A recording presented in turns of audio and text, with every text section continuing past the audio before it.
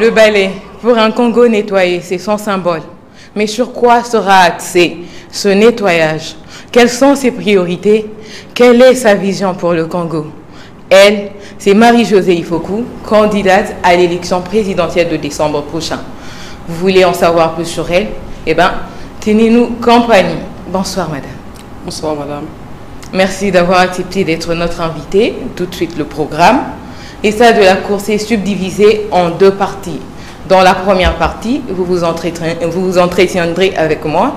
Et à partir de la 35e minute, vous répondrez aux questions de Congolais avec nous sur ce plateau. Marcel Kilumbu, bonsoir. Bonsoir, bonsoir aux téléspectateurs. À ses côtés, Solange Tampimé. Bonsoir Solange. Bonsoir. Et pour finir, Géry Kapambou. Bonsoir Géry. Bonsoir. Bien que je ne sais pas te voir derrière moi. Merci. Ok, nous allons commencer par son parcours. C'est une femme candidate à l'élection présidentielle. D'où elle vient? Qu'est-ce qu'elle fait? Eh bien, elle est avec nous pour le savoir. Madame Ifoku, vous pouvez nous faire un bref parcours de votre cursus. Voilà, je vais commencer par vous relater un peu ma petite vie et qu'est-ce qui m'a conduit à arriver là où je suis aujourd'hui. Donc, fille de diplomate, j'ai vécu dans des pays étrangers. J'ai commencé mes études à Paris. Je n'ai pas terminé à Paris 8, dans le programme Pouvoir, Administration, Échange. Et plus tard, 2 ans plus tard, je me marierai et c'est comme ça que j'irai vivre au Canada. Et très vite, j'ai été à l'université au Canada, à l'université du Québec à Hull. J'ai fait 2 ans. Je n'ai pas pu non plus terminer mes études pour des raisons évidentes. Vous connaissez un peu la gestion de notre pays. Et je me suis retrouvé dans une situation où je devais absolument travailler. Et c'est comme ça que je me suis mis je suis entré dans le domaine professionnel au Canada, dans le marketing, dans la vente de l'automobile. Et j'y ai passé plus ou moins 15 ans au Canada. C'est une longue histoire, mais bon, pour être bref, j'ai passé 15 ans. Et d'ailleurs, c'est par là que vous comprendrez que j'avais pris à un moment donné la nationalité canadienne. Mais après autant d'années, j'ai pris la décision de rentrer au Congo. De rentrer au Congo parce que ça me plaisait de revenir chez moi. J'étais déjà assez mature et je n'aimais pas vivre à l'étranger, contrairement à la plupart des Congolais. Après avoir appris beaucoup sur le Congo, j'ai décidé de faire ce grand pas qui n'était pas facile. Je suis revenu au Congo, j'ai dû recommencer ma vie à zéro. Depuis quelle année? Depuis 2004 que je suis au Congo. Donc j'ai recommencé ma vie à zéro. Je travaillais dans une entreprise familiale et après j'ai décidé de voler de mes propres ailes. J'étais déjà directrice des opérations. Et quand j'ai eu cette opportunité-là de travailler à Tract Afrique, je vous avoue que ça m'avait posé un petit problème au début parce que j'étais un chef de produit, alors que dans l'entreprise familiale, j'étais quand même directeur des opérations. Mais moi, je fais partie des gens qui disent qu'il faut reculer pour mieux sauter. Donc, ça ne m'a pas posé un problème. J'étais chef de produit Mercedes à Tract Afrique. J'y ai travaillé au moins pendant 5 ans. Et une année après, je suis devenue directrice commerciale, juste pour essayer de montrer que quand on s'y met, quand on travaille durement, c'est possible aussi d'avancer. Parce que Tract Afrique est une multinationale. Donc très vite, je suis devenue directrice commerciale et j'y ai travaillé 5 ans à peu près. Et ensuite, j'étais à Congo Motors. On m'a pris là-bas comme directeur général et j'ai travaillé presque 3 ans à peu près. Donc voilà, c'était un parcours d'une Congolaise qui avait fait le choix de rentrer chez elle et qui avait décidé de recouvrer son identité, de faire la paix avec elle-même d'abord, de faire la paix avec son pays, et d'être fière d'être congolaise. Et c'est pour ça que j'ai pris la décision, alors que je n'étais pas encore en politique. Je ne sais pas si vous connaissez d'autres Congolais qui ont eu à le faire, parce que, permettez-moi de le dire, parce que j'étais assez choquée lorsqu'on m'a sorti du jeu, alors que j'ai renoncé à cette nationalité en 2012. Je suis redevenue congolaise. C'est un choix personnel, c'est un choix. Je voulais vivre ma nationalité, la vivre pleinement, pas en trichant. Et donc voilà, en 2015, pendant que je travaillais dans le privé, l'opportunité s'est présentée à moi pour devenir commissaire spécial adjoint. En juin 2015, on a été déposer nos candidatures comme députés provinciaux et comme des nouveaux gouverneurs, ils venaient d'avoir le démembrement. Je me suis rendu pour la première fois à la Tchouapa, une province qui est la mienne mais que je ne connais pas parce que ce sont mes parents qui sont originaires de là-bas. J'y ai fait une semaine seulement. J'ai partagé ma vision avec la population de la Tchouapa et je pense qu'elle est très très bien passée et je suis retourné ici au Congo. Et lorsqu'il a fallu nommer des commissaires spéciaux, on recherchait des femmes et mon nom est arrivé jusqu'au niveau de la majorité et c'est comme ça que j'ai été nommé commissaire spécial adjoint. 4 mois plus tard, il y aura des élections. On sera élu 17 sur 18, je serai élu vice-gouverneur. Et 9 mois plus tard, à peu près, je crois, le gouverneur est déchu et j'assume l'intérim jusqu'en 2017. Et lorsqu'il a fallu qu'on ait encore aux élections, cette fois-là, j'ai juste décidé de me retirer parce qu'au niveau de la CENI, la décision 052 de l'époque de la CENI, la Tchouapa n'était pas reprise pour des élections. Mais nous n'avons pas compris, il y a eu un tour de force. On a imposé les élections à la Tchouapa et j'ai décidé de me retirer tout simplement. Et c'est comme ça, après un temps comment dire, je me suis ressourcé et c'est comme ça que je viendrai poser ma candidature comme candidature à la présidentielle. Pourquoi ce changement soudain de multinationale? Vous vous retrouvez en tête du gouvernement provincial de la Tchouapa. C'est vous qui voyez ça comme un changement soudain. Pour moi, ce n'est pas un changement soudain. Pour moi, je voulais depuis, lorsque je suis rentré vivre ici, j'ai vu la misère qu'il y avait dans mon pays. Et je pense que vous le savez aussi bien que moi, nous sommes un pays scandaleusement riche et tout le monde le sait. Et je me suis dit, pour apporter un changement de ce pays, il faut que le Congolais puisse mettre la main à la pâte. Et c'est pour ça que je vous ai expliqué, il fallait que je redevienne congolaise et que je me batte comme n'importe quel Congolais pour pouvoir entrer dans la politique parce que c'est là que se prennent les grandes décisions. Donc pour moi, ce n'était pas un changement subit. Non, non, je me préparais à entrer dans la politique. C'est cette opportunité-là, lorsqu'il y a eu le démembrement, que je me suis dit, je vais aller à la Tchouapa chez moi. C'était l'occasion qui s'est présentée devant moi, mais dans ma tête, j'y pensais déjà. Vous avez été gouverneur pour le compte de la majorité? Oui. Et pourquoi ce divorce? Pourquoi? Pourquoi le divorce avec les... C'est comme je vous ai expliqué, quand j'ai posé ma candidature à la députation provinciale, j'étais indépendante. Okay. C'était une opportunité qui s'est présentée devant moi. Eux ont appris qu'il y avait une dame qui était populaire à la Tchouapa. Ils m'ont fait la proposition. Je l'ai trouvée intéressante. J'ai dit, je me suis toujours posé la question de savoir comment était géré le pays. C'était pour moi une très bonne opportunité d'avoir été 2 ans à la Tchouapa. Parce que c'est là que j'ai pu constater qu'il y avait un désastre. Ok.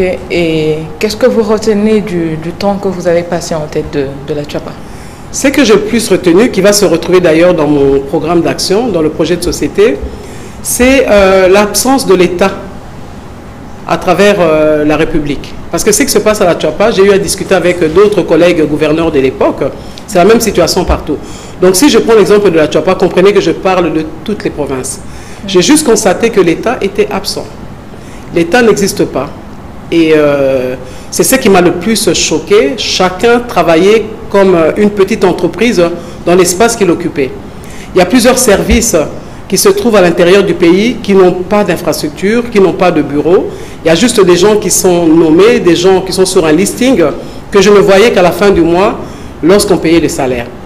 Alors voilà, c'est cette façon de gérer l'État qui m'a abasourdi. Parce que si à Kinshasa, on a constaté qu'il y avait des problèmes, mais à l'intérieur du pays, je vous dis, c'est un désastre. Ok, on va passer à la rubrique actualité. Certains de vos compères candidats ont été voir Corneille Nangaa la semaine dernière. On ne vous a pas vu. On peut savoir pourquoi vous avez été absente?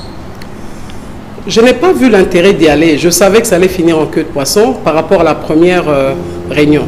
C'était un cadre de concertation. La CENI nous avait invités pour que nous puissions discuter et rechercher un consensus. Et quand la CENI a fait cette démarche-là, on aurait pu dire qu'elle est de bonne foi. Puisque je pense qu'elle l'a fait parce qu'il y a eu plusieurs réactions au niveau des médias, de plusieurs candidats qui n'étaient pas du tout d'accord avec la machine à voter. Et je pense que c'est la raison pour laquelle la CENI nous a invités à discuter, à se concerter pour trouver un consensus. Mais je n'ai pas trouvé, pour la première rencontre déjà, qu'il y avait un souci de trouver un consensus.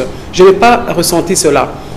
Il y a eu tout simplement un rendez-vous de la semaine d'après, qui était ce mercredi-là, où on devait se voir pour vérifier la machine à voter. Mon problème, ce n'est pas la machine en soi. La machine ne me pose pas un problème réel, parce que je pense même qu'elle peut être pratique, cette machine-là. Quand on voit nos enfants, moi j'ai des petits-enfants qui ont 2 ans, qui travaillent, qui utilisent toutes ces machines, toutes ces Android, tous ces téléphones électroniques. Quand vous les voyez utiliser ça, je trouve ça extraordinaire. Donc je pense que s'il y avait eu sensibilisation, s'il y avait eu consensus, si c'était dans la loi, pour moi, la machine à voter en soi ne me pose pas un problème. Je trouve qu'elle est même pratique. Qu'est-ce qui vous pose problème? C'est la légalité. Il faut qu'à un moment donné, on apprenne à respecter nos textes. C'est ça tout le problème. C'est ça que je viens de vous expliquer quand j'étais à l'intérieur du pays. Il n'y a rien qui est respecté. Nous avons plusieurs lois qui sont votées et la loi électorale a été votée sous le régime actuel. Donc il faut que ce régime apprenne aussi à respecter ses propres lois. Mon problème, c'est celui-là. Cette machine ne se retrouve pas dans la loi électorale. Et lorsque vous lisez le calendrier électoral, ce n'est pas prévu non plus. Comment soudainement, comme un cheveu dans la soupe, cette machine apparaît? Alors comprenez que nous ne pouvons pas être d'accord avec cette machine. Pourquoi vous n'y êtes pas allé pour faire entendre votre voix? On l'avait déjà dit la dernière fois. Mais vous voyez bien que la CENI s'est entêtée. La CENI s'est entêtée. Puisqu'on voyait bien que la CENI avait décidé d'aller avec cette machine-là. Et il veut tout simplement que nous puissions tous ensemble accepter la machine. Donc on l'avait vu, même dès la première réunion, c'était clair qu'on y va avec la machine à voter, point barre. Donc si je comprends bien, vous rejetez la machine à voter avec la dernière énergie. Oui, je la rejette pour les raisons que je vous ai avancées. Je vous ai dit, la machine en soi ne me pose pas un problème. Elle est même pratique à la rigueur. Mais comme elle n'est pas dans nos textes, alors je ne vois pas pourquoi on va aller avec cette machine-là. Il faut que la CENI apprenne à respecter les textes. Je vous ai parlé tout à l'heure de ma propre expérience, enfin quand je vous ai dit que j'avais renoncé à la nationalité canadienne. Mais vous avez vu avec quelle légèreté, encore une fois de plus, la CENI m'a sorti du jeu pour une décision qui ne figure même pas dans nos textes. Je pense que la CENI a quand même des juristes. Donc c'est eux qui conseillent le président Nanga.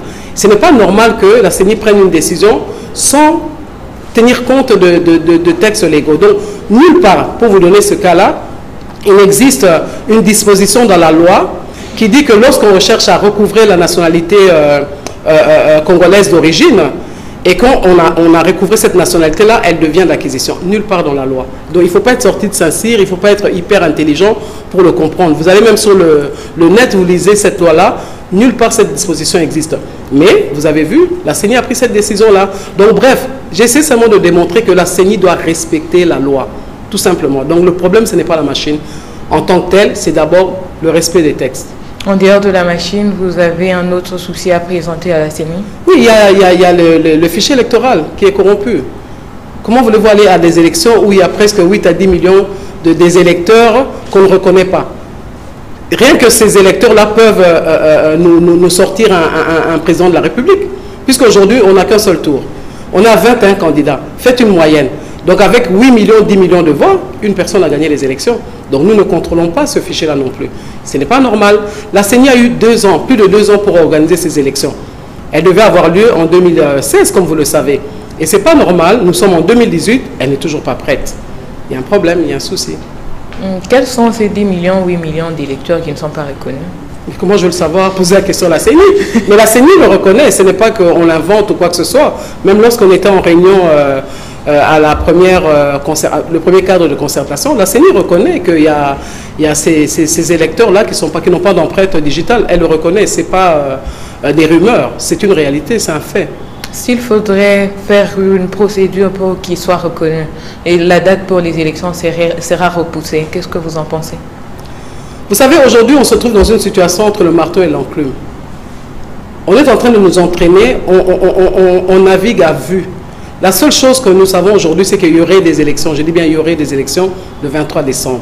Est-ce que vous-même, vous êtes prête pour le 23 décembre? Nous sommes prêts pour les élections. Nous sommes prêts. Ce n'est pas pour rien que nous nous sommes levés.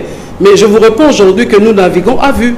À part la date du 23 décembre, tout ce qui se passe aujourd'hui au 23 décembre, il n'y a rien qui est clair. Donc je pense que la CENI elle-même n'est pas prête non plus. C'est ça le véritable problème aussi. Ce nous représente vos compères candidats ou vous-même? Vous êtes tous, prête? Que ce soit moi-même ou bien nos compères, je parle en termes du collectif aussi de candidats à la présidentielle. Et puis moi-même en tant qu'individu, oui, on est prêt. En dehors de Kinshasa, Tchouapa, on peut retrouver votre parti, le siège de votre parti où? J'ai été toute ma vie, ça fait plus de 25 ans, j'ai travaillé comme commercial et j'ai travaillé dans le marketing. La chose que je sais mieux faire dans ma vie, c'est les stratégies. C'est la chose que je sais le mieux développer. Et je voudrais vraiment qu'on puisse aller à ces élections le 23 décembre et je vais surprendre. Vous serez bien surpris, sincèrement. Je vais surprendre. Parce que, vous savez, ici, on a tendance à crier haut et fort. Nous aimons les muscles. Je vois quand les Congolais, ah mais oui, mais on ne la connaît pas. Mais ceux qui sont là, vous les connaissez d'où aussi? Ou bien, si vous les connaissez, ils ont fait quoi en réalité? Donc moi, ce n'est pas ça qui me fait peur. Parce que nous ne sommes pas levés comme des aventuriers. Vous voyez, vous constatez aujourd'hui, je suis la seule femme. Parce que les femmes n'osent pas s'aventurer en politique. C'est un monde de muscles, un monde d'hommes. Mais c'est le Congolais qui doit décider qui sera son prochain président. Ce n'est pas les muscles qui vont décider. Et donc, avec le sérieux que j'ai, la responsabilité, l'engagement que j'ai pris de me lever pour pouvoir me battre pour mes confrères et consoeurs, oui, bien sûr, on va aux élections et je suis prête. Vous êtes la seule femme et peut-être parmi les rares candidats qui n'ont pas encore présenté leur projet de société. Pourquoi autant de temps?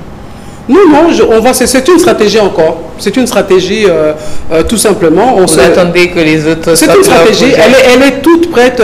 C'est une stratégie, ça fait partie de la stratégie. Je vous ai dit non, c'est mon fort. C'est que je sais le mieux faire. Je voudrais juste vous rappeler, quand je suis arrivé dans ces entreprises, il y en a 3 grandes dans lesquelles j'ai travaillé ici au Congo.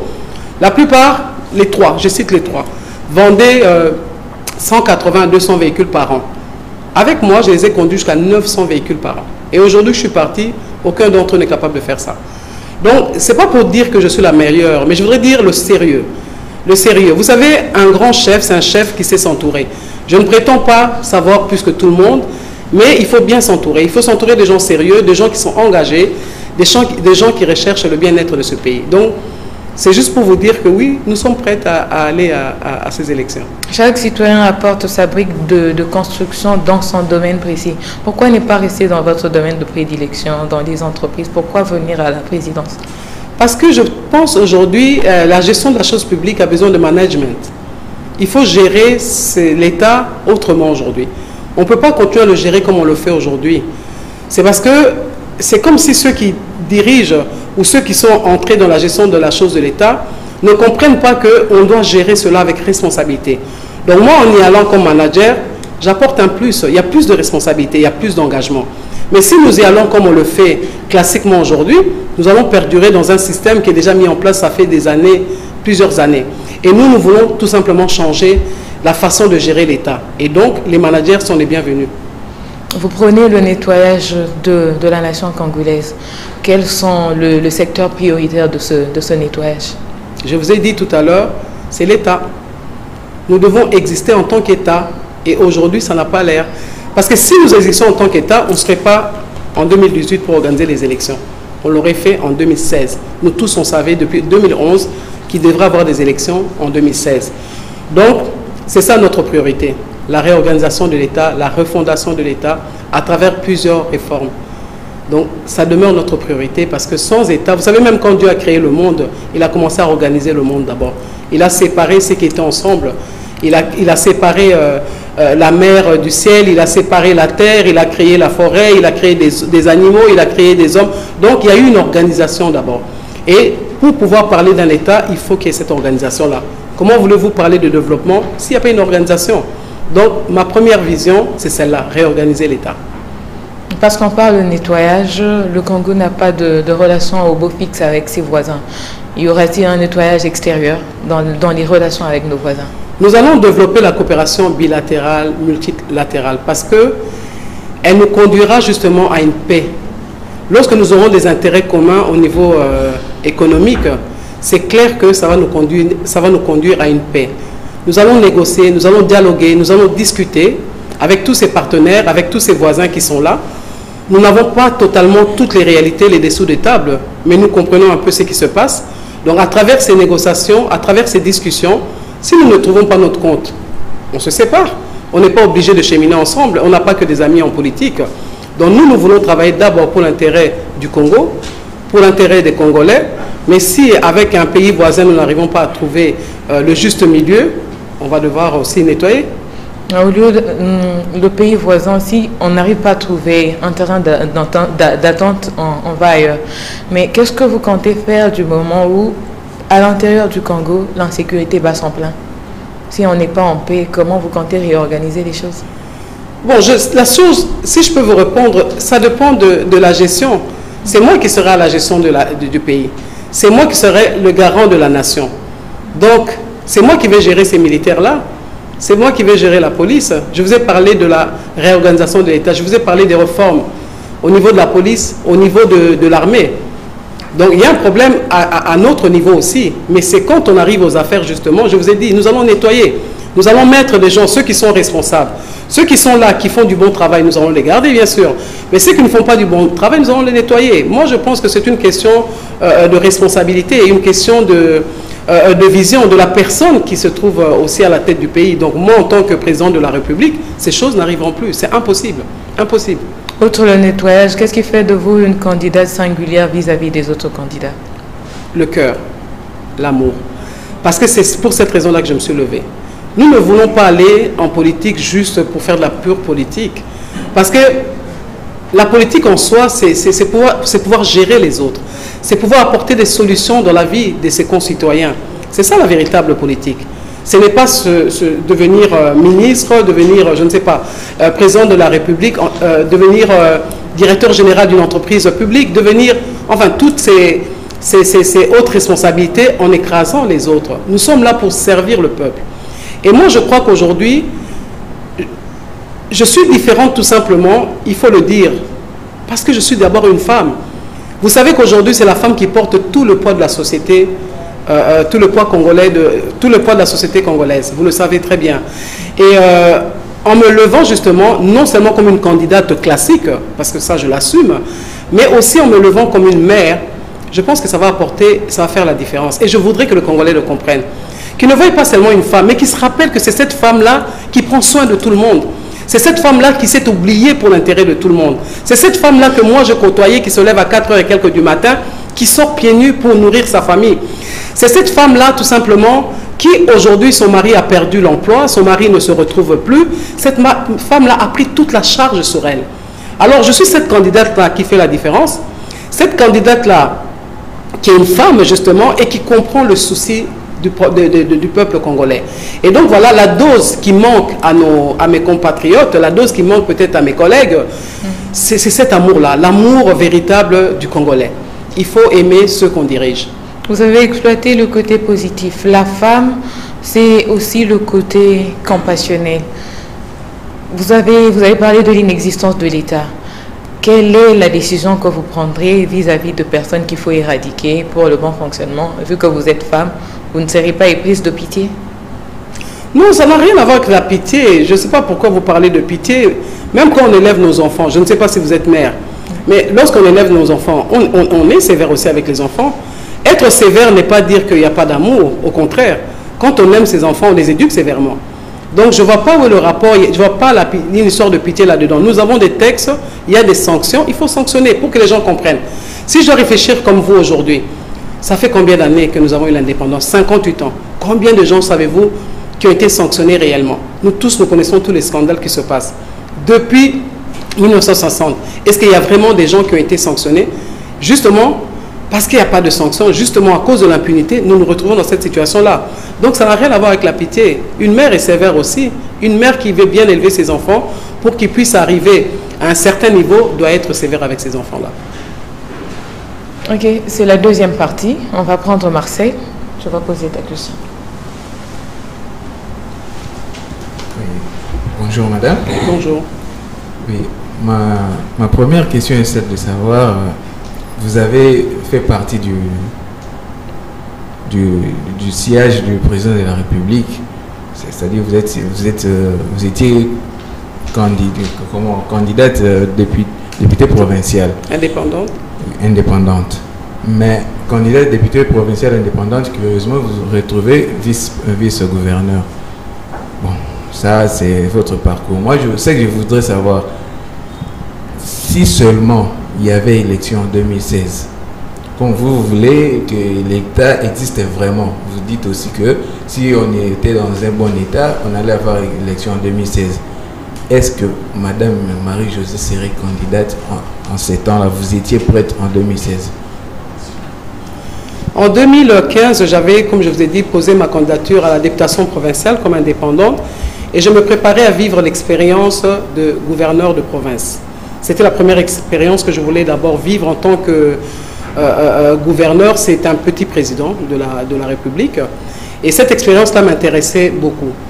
Donc en 2016, c'est vrai qu'il y avait une année après, je ne me serais peut-être pas levé directement, je me serais préparé pour les prochaines élections. Donc ces désordres a contribué un peu à votre envol. Mais c'est ça qui m'a...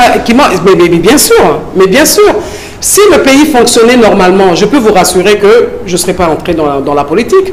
Si le pays fonctionnait, oui, vous avez raison de poser cette question-là. Si le pays fonctionnait normalement, pourquoi est-ce que j'irais dans la politique? Il n'y aurait eu aucune raison. Justement, ces désordres m'ont donné la force. Et heureusement que j'ai été en province. Parce que ça m'a vraiment donné la force de me lever. Ce que j'ai vu là-bas, pour moi, était inadmissible qu'on soit en 2018 et que nos confrères et consorts puissent vivre dans un tel état. Proche des animaux, je suis désolé de le dire comme ça, c'est dur à le dire, mais c'est non loin de ça. Parce que voir des femmes que j'ai vues aujourd'hui marcher 15 à 30 km par jour pour aller vendre de produits agricoles pour un gain de 4 000 francs, et pieds nus, des habits déchirés, c'est inadmissible. Donc oui, ça m'a donné la force de me lever.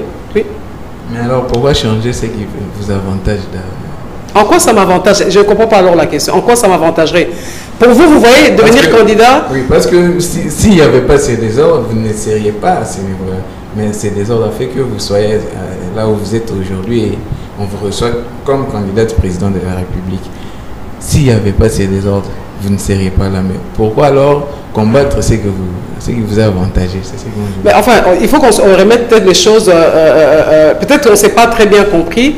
Je viens de vous expliquer, vous voyez ça comme avantage d'être candidat président de la République. Moi, je ne vois pas ça comme avantage. Je vois ça comme une responsabilité. C'est peut-être ça la différence entre vous et moi. Dans votre question, c'est ça que je voudrais que vous compreniez. Ouais. Sincèrement, non, je suis sincère avec vous. Moi, je ne vois pas ça comme un avantage. Je ne vois pas ça du tout comme ça. Moi, je vois ça comme une lourde responsabilité. C'est ça toute la différence. Parce que, vous voyez, pour nous, les Congolais, aujourd'hui, tout le monde veut devenir député, tout le monde veut devenir ministre, parce que c'est tout ce que nous avons comme modèle. Mais moi, je ne me suis pas levé dans ce souci-là. Ce n'est pas la politique qui me fait. J'avais déjà travaillé, j'avais déjà gagné ma vie, donc je pouvais continuer tout simplement à mener ma petite vie et ignorer ce que les autres subissent. J'ai dit ça une fois, à une interview, j'ai dit clairement, vous savez, c'est un bonheur aussi de penser aux autres. Ce n'est pas normal que vous avez travaillé durement, vous gagnez votre vie, vous êtes bien, et puis à côté de vous, vous côtoyez la misère. Moi, je trouve ça inadmissible. Donc pour moi, ce n'est pas du tout un avantage, c'est une responsabilité d'être candidat aux élections présidentielles. Merci. Merci beaucoup. Ok. Ma question est celle-ci. Jusque-là, on se entend qu'il y a seulement 12 machines à voter. Pourtant que nous sommes déjà le 14 octobre et il ne nous reste que 2 mois pour la réalisation des élections. Et vous contestez à l'utilisation de cette machine. D'après vous, si l'on admettait que les élections se fassent par la voie manuelle, êtes-vous sûr qu'il y aura des élections, de bons résultats, des élections libres et transparentes? Est-ce que vous ne voyez pas que vous tirez en arrière la réalisation des élections? Vous-même, vous venez de dire qu'il y a 12, vous avez parlé de 12 machines, je crois 12 000 peut-être, hein? C'est 12 000, vous voulez dire. 12 000, excusez-moi. Est-ce que ça m'incombe, cette responsabilité-là? Posez la question d'abord à la CENI. Parce que quand vous dites que nous tirons le tout un peu en arrière, mais posez d'abord la question à la CENI. Je vous ai dit que ça fait 2 ans au moins que la CENI devait être déjà prête. Donc quand vous parlez de 12 000 machines qui viennent d'arriver, posez la question à la CENI, est-ce que la CENI elle-même elle est prête? Avant de nous poser à nous la question. Parce que nous sommes prêts, nous avons posé nos candidatures, nous nous préparons à aller à des élections le 23 décembre. Moi je pense que c'est une question que vous devrez plutôt poser à la CENI. Est-ce qu'elle est prête elle-même à aller aux élections? Sa question est celle-ci. S'il faudrait mettre de côté la machine à voter, oui. Vous pensez que les élections auront lieu dans le délai imparti? Dans tous les cas, c'est ce que je lui pose comme question. Avec 12 000 machines aujourd'hui, alors qu'il en faudrait, ils ont parlé de 106 000 machines, je pose cette question, je vous repose la question, est-ce que la CENI elle-même, elle est prête? Bon, maintenant, nous aujourd'hui, moi quand je regarde le tableau, je vous ai dit tout à l'heure, on navigue à vue. On sait tout simplement, tout le monde crie haut et fort, élection le 23 décembre, ça devient un slogan, ça devient un discours. Moi, je suis sceptique. Avec ce que je vois là, on est sincèrement déçus. Je ne pense pas que les gens vont se lever, aller payer une caution pour aller aux élections, pour aller tout simplement s'amuser. Et je pense que la plupart des gens qui se sont levés parce qu'ils pensent vraiment aller gagner ces élections-là. Mais la responsabilité ne nous incombe pas. C'est la CENI qui a créé ces désordres. C'est la CENI elle-même qui a décidé d'aller commander ces machines sans tenir compte de sa légalité. Donc, d'après vous, si je vous comprends bien, c'est seulement cette machine à voter qui donnerait de mauvais résultats aux élections. Je n'ai pas dit que la machine donnerait de mauvais résultats. Comprenez, vous savez, je vois que les gens ont un grand souci par rapport à toutes ces candidatures-là. Nous sommes nombreux, c'est vrai. Nous savons que nous sommes un jeune pays démocratique et il y aura toujours des ratés. Nous avons comment je les appellerai, les anciens politiciens qui sont déjà là. Nous sommes une nouvelle classe qui s'est levée. Et je pense que la population, le peuple congolais devrait être content de voir qu'il y a une nouvelle classe qui s'est levée. Parce que sinon, c'est comme si on perd espoir. C'est comme si nous acceptons de tout subir. C'est comme si nous devenons fatalistes. Moi, je pense que non, il ne faut pas que nous soyons fatalistes. Ce qui se passe là est très grave. Parce que c'est le peuple qui est le souverain primaire. C'est le peuple qui doit décider qui doit diriger ce pays. Mais quand on regarde, on voit bien que le peuple n'a rien à dire pour finir. Nous sommes en train de tergiverser, de nager, de danser le tango à contre-courant. Mais en réalité, nous-mêmes, comme on est là, on ne comprend pas où est-ce que nous allons. Et c'est pour ça que nous crions haut et fort, tout simplement. La CENI ne respecte pas les textes. La CENI a enregistré des électeurs qui ne sont pas conformes à ce qui doit être fait. Nous sommes obligés de dénoncer. Alors moi, je ne comprends pas quand les gens nous disent « Ah, mais non, il faudra aller aux élections le 23 décembre. » Mais pas à n'importe quel prix. On ne va pas laisser un système perdurer. Nous nous sommes levés pour que ce système s'arrête. Nous voulons qu'il y ait de nouvelles têtes, nous voulons qu'il y ait de nouveaux politiciens qui emmènent un nouveau vent. Et le peuple devrait se réjouir de voir des gens comme nous, des gens crédibles, qui veulent qu'il y ait un véritable changement.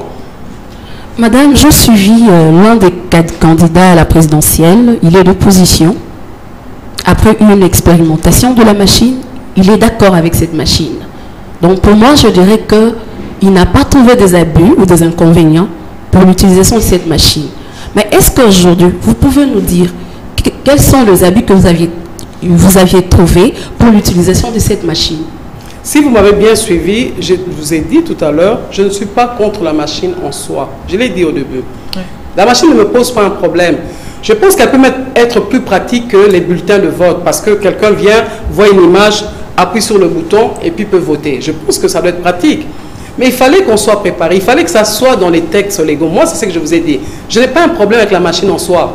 Moi, je parle de légalité. Et il faut que nous comprenions cela. Vous êtes des jeunes, vous devez comprendre que ce qui nous régit, ce sont des textes. S'il n'y a pas de texte, alors nous sommes dans la jungle. Nous sommes un État parce qu'il y a des textes qui ont fait que nous sommes un État aujourd'hui. Nous avons aujourd'hui une constitution, nous avons des députés nationaux et provinciaux parce que c'est eux qui votent ces lois-là.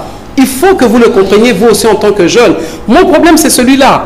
Ce n'est pas un problème de la machine en soi, parce que la tricherie, elle se fait à n'importe quel niveau. Mais au moins, nous allons nous battre en sachant que oui, nous allons avec une machine, nous aurons sensibilisé nos électeurs et nous serons rassurés que nos électeurs savent utiliser cette machine-là parce qu'elle est dans la loi, parce qu'elle est dans un contexte juridique normal.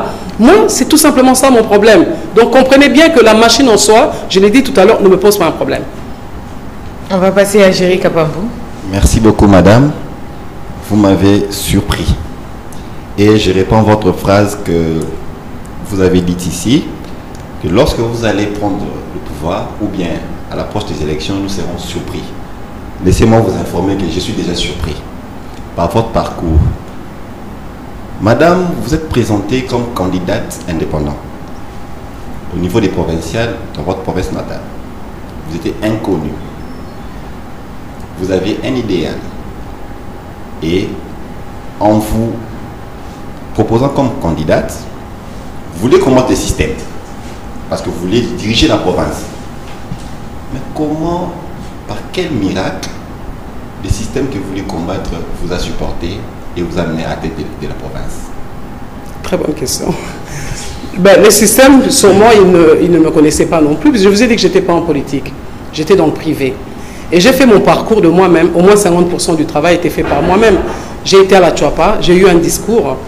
La population congolaise a tendance, lorsqu'il doit rencontrer un politicien, s'attend à ce qu'on lui donne quelque chose en retour. J'ai dit clairement à la population de la Tchouapa, je ne vous donnerai rien. Parce que je ne voudrais pas acheter vos voix. Comprenez que la plupart de ces gens, quand ils arrivent aux affaires, quand ils gèrent les affaires publiques, ils vous oublient.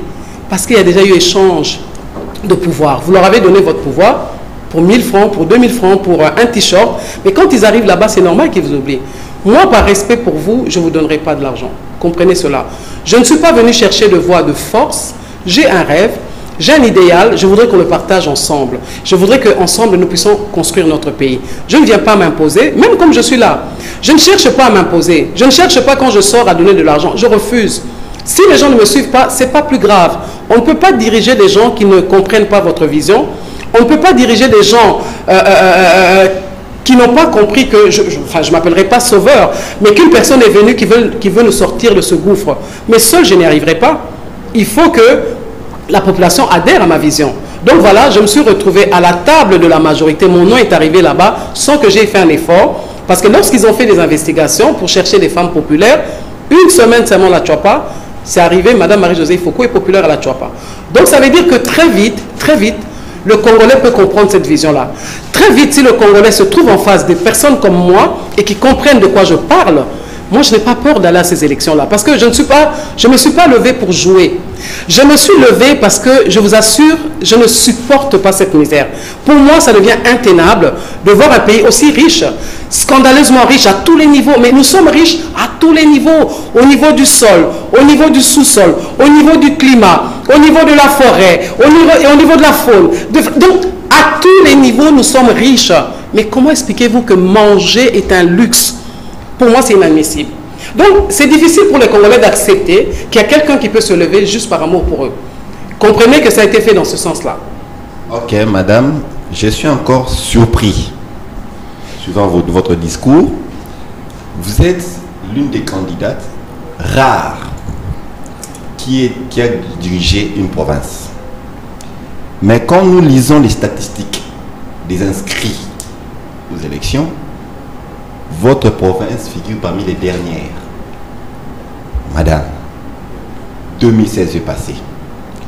2017, vous étiez à la tête de la province. Comment se fait-il que votre province n'aligne que 775 538 votants. Et si nous comparons cela aux provinces de Kassai-Oriental, qui est plus petite que votre province, nous voyons que là-bas, il y avait un travail abattu. Mais dans votre province, c'est comme si votre discours n'est fait qu'à Kinshasa. Non, mon discours n'est pas fait à Kinshasa. D'abord, j'étais à la tête de la province, même pas une année, pour votre gouverne. Parce que j'étais d'abord commissaire spécial adjoint, il y avait un numéro 1. Ensuite, j'étais vice-gouverneur et j'ai assumé l'intérim d'octobre en juillet, août 2017. Donc, je n'ai même pas fait une année à la tête de la province. Et je dois vous avouer, gérer une telle province, vous l'avez dit, c'est déjà la dernière. Et c'est triste à dire que ce soit la dernière des provinces, parce que cette province, dans le temps, était une province très riche. Toutes les grandes plantations se trouvaient à la Tchouapa aussi. Café, palmier, cacao, caoutchouc. C'était une grande province, une province très riche. J'ai lu un commentaire là-dessus qui disait que les Belges appelaient la Tchouapa un paradis terrestre. Donc pour vous dire que nous avons une très très belle province. Et si j'avais pu la gérer pendant 5 ans, je vous assure que j'aurais fait des merveilles. Je vous ai dit tout à l'heure, pas parce que je suis la meilleure, mais tout simplement parce que je suis quelqu'un de très responsable et quelqu'un de très engagé. Quand je fais quelque chose, je le fais sérieusement. Et je suis heureuse aujourd'hui d'être entourée des gens qui le comprennent très bien. Et quand vous me parlez de 775 000 et quelques électeurs à la Tchouapa, je ris parce que c'est vrai que le travail n'a pas été très bien accompli, je dois vous l'avouer. Vous savez, nous sommes dans une réalité où je me pose tant de questions. Vous voyez, même à l'est du pays, le nombre d'électeurs que je vois, moi ça m'étonne, avec tout ce que nous savons qui se passe à l'est du pays. Donc comprenez tout simplement que c'est compliqué toutes ces choses-là et que franchement, ça n'a aucun sens que nous ayons 775 000 électeurs à la Tchouapa. J'y étais. Et je vous ai dit tout à l'heure, si je me suis levé, si je me suis retiré assez vite et j'ai décidé d'aller affronter la majorité aujourd'hui, c'est parce que j'ai des bonnes raisons et j'ai vu ce que j'ai vu qui ne m'a pas du tout plu et qu'il n'y avait aucune chance d'améliorer ce système-là. Et moi, je me suis levé aujourd'hui pour combattre ce système. Ma dernière question, madame. Vous combattez les systèmes. Quand est-ce que nous allons vous voir à la prochaine réunion du candidat élu de l'opposition? Très bonne question. Nous sommes du centre. Vous savez, nous les Congolais, nous créons nos courants politiques. Hein. Aujourd'hui, c'est l'opposition, c'est la majorité, puis il y a le centre qui vient d'exister aussi il n'y a pas longtemps. Ce ne sont pas des courants politiques classiques. Nous sommes dans l'opposition, la majorité. Maintenant, il y a le centre où nous nous trouvons aujourd'hui. Je vous explique. Le candidat unique de l'opposition, d'abord les ténors, comme ils s'appellent de l'opposition, se sont mis ensemble et ont décidé c'est eux les ténors. Mais ça ne nous pose pas un problème non plus. Nous sommes au centre. Parce que la plupart qui sont les ténors de l'opposition, ce sont des gens aussi qui ont travaillé avec la majorité aussi. Pour parler du candidat unique, nous avons décidé d'abord de nous battre, d'aller le plus loin possible. Mais il faut aussi que cette opposition apprenne aussi à respecter les autres. La politique congolaise est prise en otage par un groupe de gens. Il y a un conglomérat de gens qui se sont constitués en une force, d'un côté, un autre conglomérat qui se sont constitués en une force d'un autre côté, et nous on se retrouve là, et on se retrouve aujourd'hui au centre. Mais chacun a fermé ses portes, bon, d'autres peut-être vous font un peu du pied, mais certains pensent que c'est eux les ténors de l'opposition. Sur quelle base en réalité? Je ne sais pas. Mais comment? S'ils vous sollicitaient, s'ils sollicitaient... Non, il y en a qui me sollicitent, avec lesquels on discute, on négocie aussi. Si vraiment il y avait un seul candidat de l'opposition, malgré mes convictions, malgré mon souci d'apporter, de faire la différence, malgré ma foi, de croire que je suis cette personne, ressource, cette personne dont les Congolais ont besoin aujourd'hui pour nous sortir de ce carcan, je serai prête à m'aligner derrière un seul candidat. Je le ferai pour l'intérêt de l'alternance tout simplement. Tout simplement pour nous donner l'opportunité de tourner la page, d'aller à une autre histoire. S'il faut le faire, par amour pour mon pays, par humilité, s'il y avait un seul candidat de l'opposition et qu'on a tenu compte de critères de choix, du profil de ce candidat-là, je vous assure que je pourrais m'aligner derrière ce candidat-là. Donc c'est toutes ces choses-là qui vont faire que nous pourrons nous aligner derrière pour aider tout simplement le pays à sortir de ce carcan, pour donner une véritable chance à notre pays d'aller vers une véritable alternance, une véritable passation de pouvoir. Vous pensez que les autres campeurs opposants sont vraiment prêts à se liguer pour une candidature unique? Ah, je ne sais pas, hein. Moi j'ai posé leur la question, hein. Je ne sais pas. Hein. Posez-leur la question. Parce que vous êtes femme, vous êtes avec nous. Nous allons parler du phénomène Oudjana qui bat son plein. Quel est le point de vue de la mère et de l'épouse que vous êtes?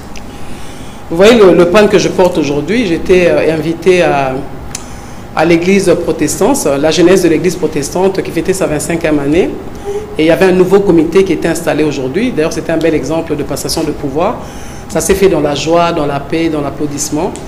Et j'ai assisté à cet événement-là. J'étais un des seuls, invités principaux, puisqu'ils avaient invité quand même les officiels aussi. Ils avaient invité aussi d'autres candidats aux élections présidentielles.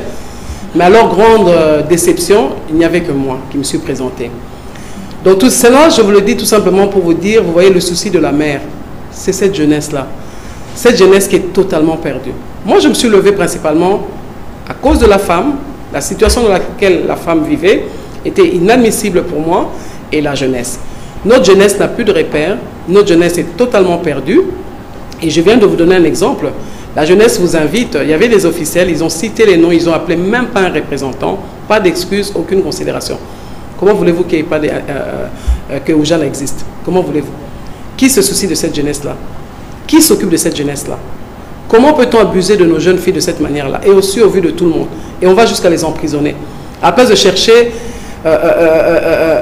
des psychologues, à place de chercher de l'aide pour ces jeunes filles-là, à place de les mettre tous ensemble, d'essayer de les réinsérer dans la société, on les emprisonne. Ça n'a aucun sens. On pense qu'elles sont dépravées. Mais d'où ça vient pour que la jeunesse soit dépravée? D'où? Nous, à notre époque, ça n'existait peut-être pas non plus, mais on allait déjà vers une décadence. Et là, on est en plein décadence. Dépravées, comment les jeunes filles deviennent dépravées? Ce n'est pas la responsabilité des hommes d'État? Ce n'est pas la responsabilité de toutes ces personnes qui sont au pouvoir aujourd'hui? Comment on peut dire comme ça? Si ton enfant est mal élevé, aujourd'hui fume du chanvre, mais à qui la responsabilité? Ce n'est pas la maman et le papa? Qui on va responsabiliser? Ce n'est pas les parents? C'est l'État qui doit prendre ces jeunes filles-là en charge. Ils ne peuvent pas les abandonner et les mettre en prison. Ce n'est pas une solution pour elles. on va abuser encore d'elle là-bas. Nous sommes contre cela.